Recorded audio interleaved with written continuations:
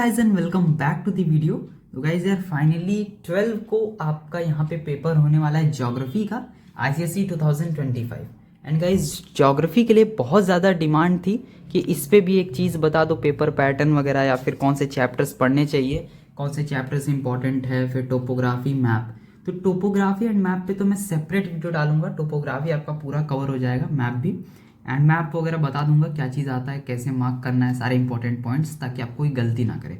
लेकिन आज मैं आपको पूरा स्ट्रैटेजी बताता हूँ कि पेपर में करना क्या है। ठीक है, आप ये एक दिन में या फिर आज का भी अगर दिन में ला ले तो इतने दिन में आप कर क्या सकते हैं। ठीक है, तो सबसे पहले मैं यहाँ पे स्टार्ट करूँगा मतलब पार्ट 1 से। एंड उससे भी पहले आप जान लीजिए मेरा नाम। So this is R Veer, currently I am in class 12th and I am preparing for NEET UG examination 2026। So let's start the video. तो सबसे पहले मैं आपको यहाँ पे दिखाना चाहता हूँ पेपर पैटर्न। ठीक है, क्योंकि अगर आप एक बार इसको अच्छे से देख लेते हैं, क्योंकि मैं सिंपल यहाँ पे लिखा नहीं हूँ, थोड़ा सा एक्सप्लेन भी करूँगा कि कैसे पेपर को करना है, कहाँ पे क्या चीज़ का ध्यान रखना है। सबसे पहले ज्योग्राफी के पेपर में पार्ट 1 होता है। एंड जो भी आप पढ़ाई करते हैं, मैंने जो लास्ट ईयर पढ़ाई की थी वो ये वाली बुक थी। ठीक है, आप इसका नाम देख सकते हैं। एंड इसमें हर वो चीज़ है जो चीज़ इंपॉर्टेंट है, मतलब ज़्यादातर आईसीएसई स्कूल्स में ये बुक यूज़ होती है। ठीक है, तो पार्ट 1 जो होता है हमारा, जो 30 मार्क्स का होता है, टोटल तो 80 मार्क्स हो गए, 2 आवर्स का पेपर है। पार्ट 1 30 मार्क्स में यहाँ पे आपको सारे क्वेश्चन करने होते हैं, मतलब 3 क्वेश्चंस होते हैं एंड तीनों करना है। तीनों क्वेश्चन 10-10 नंबर के ईच होते हैं, मतलब 30 मार्क्स। सो जो पहला क्वेश्चन होता है वो आपका 10 मार्क्स का होगा एंड वो टोपोग्राफी से होगा। ठीक है, आपको यहाँ पे मैप दिया जाएगा, मैप जैसे आपको यहाँ पे 45D7 या 45D10। ठीक है, इनमें से कोई भी एक जो मैप है वहाँ से आपको कोई एक पार्ट दिया जाएगा मैप का। ठीक है, तो उससे आपको यहाँ पे आंसर लाना होगा। मैप में आपको सिंबल्स वगैरह मिल जाएंगे, लेकिन वो बहुत अच्छे से दिखता ही नहीं है। ठीक है, तो आपको थोड़ा बहुत जो इंपॉर्टेंट वाले हैं वो खुद ही याद कर लेना चाहिए।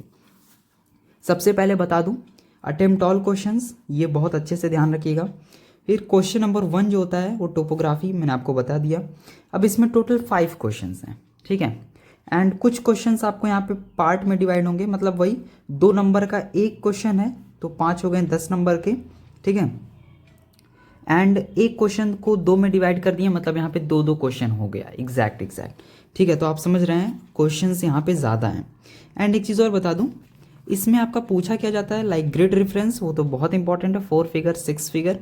स्पॉट हाइट वगैरह रहता है कि बताइए इस स्पॉट हाइट का ग्रिड रेफरेंस क्या है, मतलब ऐसे मिला जुला के क्वेश्चंस होते हैं। ठीक है, स्पॉट हाइट वगैरह बहुत यूज़ होता है रिवर का फ्लो, मतलब डायरेक्शन ऑफ फ्लो बताने में, फिर बहुत सारी चीज़ें बताने में यूज़ होता है। ठीक है, तो ये आपको पता होना चाहिए। देन पैटर्न ऑफ सेटलमेंट, वही सारे न्यूक्लिएटेड वगैरह, ये सब मैं बताऊँगा जब मैं टोपोग्राफी बताऊँगा।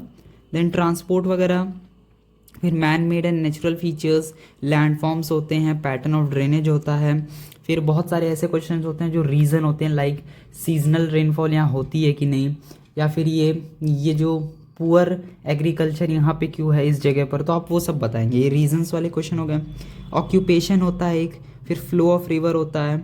ठीक है, डायरेक्शंस होते हैं कि बताइए वहाँ, मतलब आपको एक विलेज का नाम देगा, वहाँ से बताइए इस विलेज में डायरेक्शन क्या है, मतलब ऐसे लिख रहता है फ्रॉम ए टू बी, तो आप ए पे जाएंगे, खुद को अपने पे ए पे रखिए। ठीक है, खुद को ए पे रखिए, फिर वहाँ से बी देखिए, तो आपको कार्डिनल पॉइंट्स के अकॉर्डिंग वहाँ पे आंसर देना होता है। मतलब आपको 4 डायरेक्शन ही नहीं, आपको टोटल 8 डायरेक्शन देखना होगा। ठीक, देन डिस्टेंस, सीजन, बैंक वगैरह, ये मतलब बैंक नहीं, मतलब रिवर बैंक। ठीक है, फिर प्रोमिनेंट सेटलमेंट वगैरह भी होता है। तो यहाँ हमने क्वेश्चन नंबर 1 देख लिया क्या चीज़ आता है। क्वेश्चन 2 में मैप आता है, ये तो बहुत आसान है, इंडिया का मैप होगा, उसमें आपको जो भी सिलेबस में है उसी में से आएगा आंसर। ठीक है, मतलब क्वेश्चंस आएंगे, आपको आंसर वहाँ पे अच्छे से मार्क करना है मैप में। ठीक है, फिर क्वेश्चन नंबर 3 हम आते हैं, तो ये एमसीक्यूज़ है, फ्रॉम ऑल चैप्टर्स आता है। एंड ये अगर आपको फुल स्कोर करना है एमसीक्यू में, वैसे तो आप 6-7 चैप्टर जो पढ़ेंगे उसमें से ही आपके 6-7 एमसीक्यू हो जाएंगे, लेकिन जो आप 2-3 चैप्टर अगर 4 हैं छोड़ने का, 4 चैप्टर या 5 चैप्टर छोड़ने का, तो उसमें से आपका यहाँ पे मार्क्स कट सकता है। ठीक है, वैसे ज़्यादा मार्क्स नहीं कटेगा। फिर मेरा यहाँ पे कहना है, लाइक पार्ट 1 पार्ट 2 में आप पार्ट 1 यहाँ पे पहले करिएगा, क्योंकि अगर आप ये पहले एक बार कर लेते हैं टोपोग्राफी मैप वगैरह, तो आपका एक तरह से टेंशन दूर हो जाता है। ठीक है, अगर आप पहले ही ये मतलब ये क्वेश्चन आंसर लिखने लगेंगे, फिर आपको टेंशन रहेगा कि हाँ पाँच पाँच छः क्वेश्चन आंसर लिखने के बाद फिर अब हमें ये भी करना है, तो थोड़ा सा टेंशन होता है, ठीक है, आप समझ रहे हैं क्या। इसलिए मैं क्या करता था, पहले पार्ट 1 मतलब अकॉर्डिंग टू पेपर के सीक्वेंस से ही चलता था, ठीक है। अब हम यहाँ पे पार्ट 2 पर आते हैं। पार्ट 2 50 मार्क्स का है। ध्यान दीजिएगा, यहाँ पे सिर्फ 5 क्वेश्चन करना है। आप 6-7 कर सकते हैं, आपकी मर्जी है, ठीक है। ऐसा होता है कि अगर आप मतलब 5 अगर करना है, आप अगर 6 कर दिए हैं तो 6 के 6 जो आप किए हैं वो चेक होगा, समझ रहे हैं। 6 के 6 किए हैं जो चेक होगा, उसमें से 6 में से मान लीजिए कोई 5 में आपका जो सबसे ज़्यादा नंबर रहेंगे, ठीक है, वो आपका पेपर में वहाँ पे काउंट हो जाता है, ठीक है। पेपर में एग्जामिनर को 6 के 6 मार्क्स का एंटर करना होता है, ठीक है, मतलब एक्स्ट्रा वाला भी एंटर करना होता है, उसमें से जो सबसे ज़्यादा होगा वो एग्जामिनर वहाँ पे ऐड कर देगा, simple simple. If I come to question number 4 of part 2, मतलब पार्ट 2 के क्वेश्चन नंबर 4 से अगर हम स्टार्ट करते हैं तो आपको टोटल यहाँ पे देखने को मिल रहा होगा 1 2 3 4 5 6 7 8 9 क्वेश्चन हैं। इन 9 क्वेश्चंस में एनी 5 करना है, मतलब 4 आप यहाँ पे हटा सकते हैं, ठीक है। अब एक चीज़ फिक्स होती है कि एक जो सेट है 10 नंबर का वो एक चैप्टर से आएगा, तो ज्योग्राफी में ये चीज़ बहुत अच्छा है, ठीक है। इससे हम कम पढ़ के भी बहुत अच्छा नंबर ला सकते हैं, ठीक है, बहुत अच्छा, ठीक है। यहाँ पे आपको सिंपल सिंपल क्या देखना है, क्वेश्चन नंबर 4 ज़्यादातर क्लाइमेट ऑफ इंडिया से आता है, एंड इसका पैटर्न समझ लीजिए, ऐसे ही सब में पैटर्न है। एक क्वेश्चन 10 नंबर का होगा, उसमें 4 सब पार्ट्स होंगे, ठीक है, लाइक 1 2 3 4 रोमन में होगा या फिर आपके पेपर के अकॉर्डिंग जो भी आता है। पहले तो जो 2 क्वेश्चन होंगे वो 2 मार्क्स के ईच होंगे, ठीक है, और तीसरा और चौथा क्वेश्चन 3 नंबर का होगा, मतलब टोटल 10 नंबर हो गया, ठीक है। ऐसा हो सकता है जो क्लाइमेट ऑफ इंडिया चैप्टर है उसमें जो 4th क्वेश्चन है वो आपका टेबल वाला है, मतलब न्यूमेरिकल, वो जो एक टेबल होता है, पता नहीं आपने अभी तक अच्छे से देखा है कि नहीं, उसको अच्छे से सॉल्व कर लीजिएगा फ्रॉम जो प्रीवियस ईयर क्वेश्चंस होते हैं, ठीक है। और इतना इजी आता है वो, मतलब आपको सिर्फ ऐड कैलकुलेट सब्ट्रैक्ट यही सब करना होता है, ठीक है।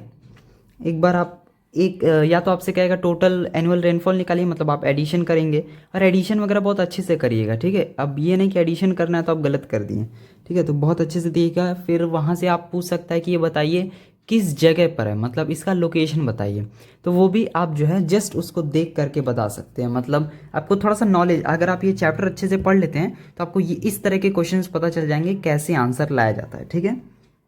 देन इसमें से एक कोई क्वेश्चन होगा जो रीजन वाला होगा।